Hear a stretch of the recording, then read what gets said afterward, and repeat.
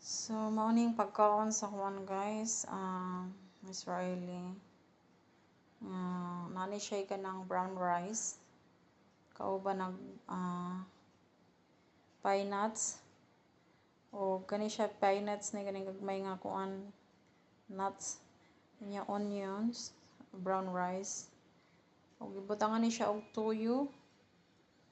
Og oil, mao na siya nainganan na siya. So, i-mix na siya, muna na siya brown na siya ang kuan result.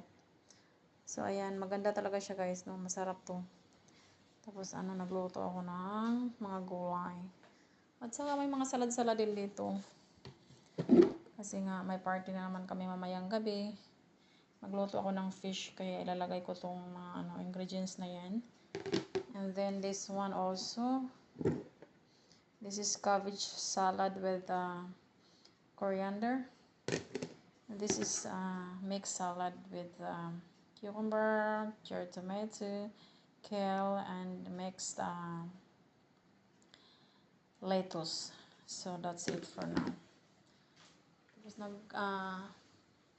may dito, may mamaya magawa ang amo ko ng meat, beef.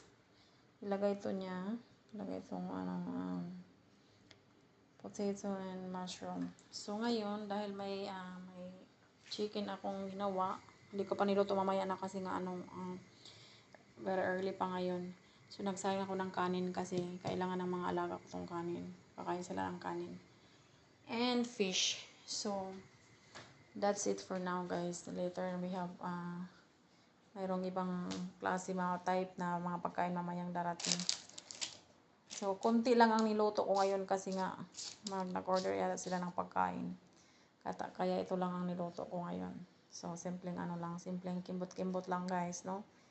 So, ayan, that's it for today. So, I hope nga nagustuhan nyo yung mga vlogging ko guys, yung mga in-upload ko ng mga video sa aking YouTube channel at sa aking Facebook page.